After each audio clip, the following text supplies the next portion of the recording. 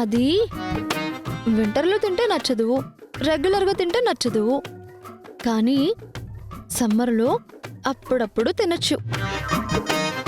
దా 2 ice క్రీమ్లు ఇవ్వు.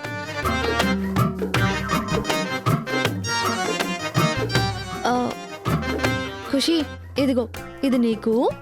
Okay అమ్మా. ఇది నాకు.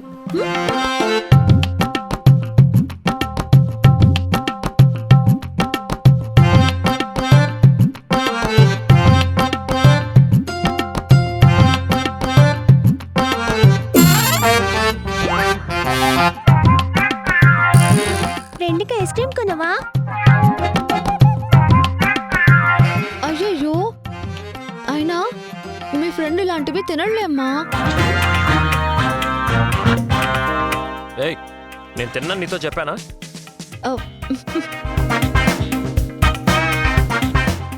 తింటారా?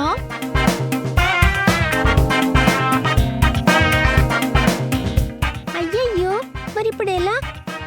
అతను వెళ్ళిపోయాడు కదా. సరే ఖుషి, మనిద్దరిలో ఎవరిదో ఒకరు తెద్దాంలే.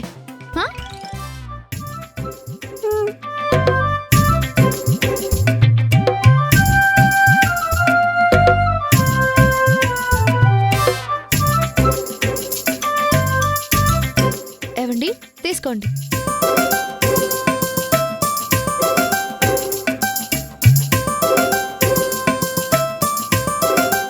నాకేం అక్కర్లేదు.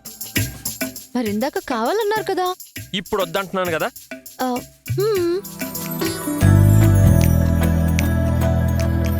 ఖుషి, నువ్వు త్వరగా రా, మనం వెళ్దాం, టైం అవుతుంది కదా. ఖుషి ఖుషి ఖుషి, నువ్వు ముందు కూర్చోమ్మా. ఎందుకమ్మా?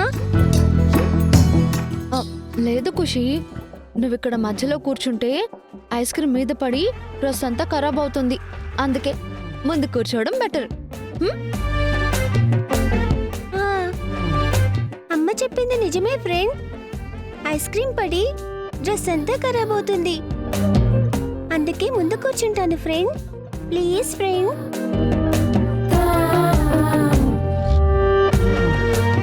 సర్లే, రా.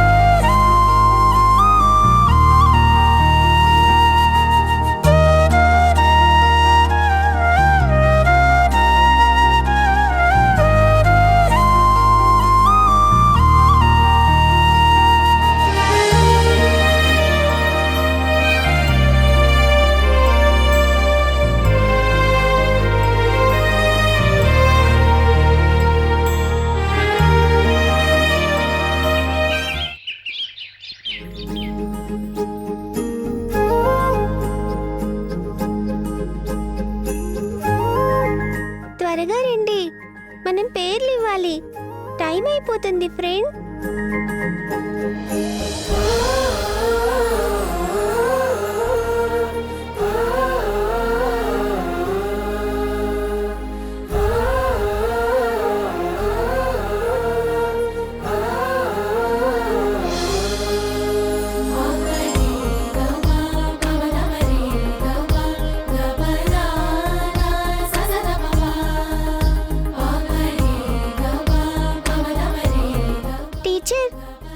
పేరు రాసుకోండి.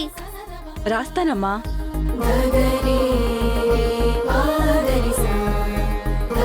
నీ పేరెంట్స్ వచ్చారా? వచ్చారు, ఇదిగో.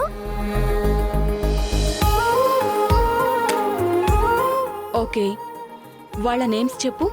మా మదర్ నేమ్ వచ్చి తుల. సుపర్ణిక భార్గవ్.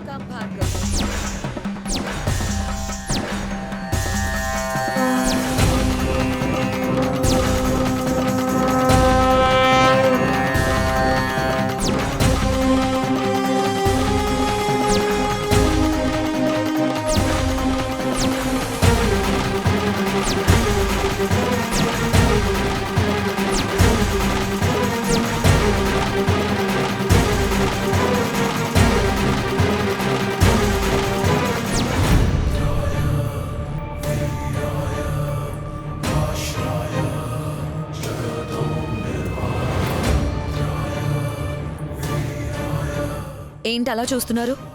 పేర్లు చెప్పాం కదా, వినిపించలేదా? అది మేడం. అయితే ఖుషి పేరెంట్స్ గా మా నేమ్స్ రాసుకోండి.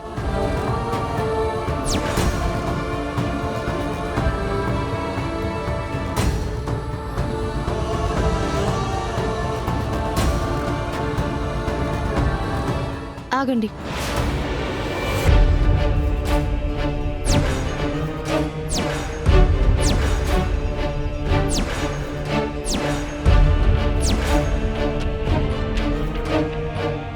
పాప మా దగ్గరే మా ఇంట్లోనే ఉంటుంది.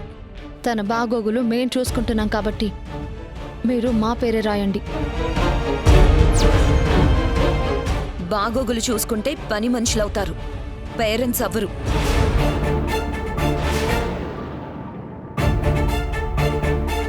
అయినా ఖుషికి నీకు ఏం సంబంధం? ఖుషికి అన్ని నువ్వే తులసి. తనని చూసుకునే బాధ్యత కూడా నీదే. తనని ఎప్పటికీ వదలనని నాకు మాట ఇవ్వు. ఇక నుంచి ఖుషి నా కూతురు. అది మా అన్నయ్య కూతురు, అంటే మా రక్త సంబంధం. కాబట్టి దానికి పేరెంట్స్ అయినా గార్డియన్స్ అయినా మేమే అవుతాం.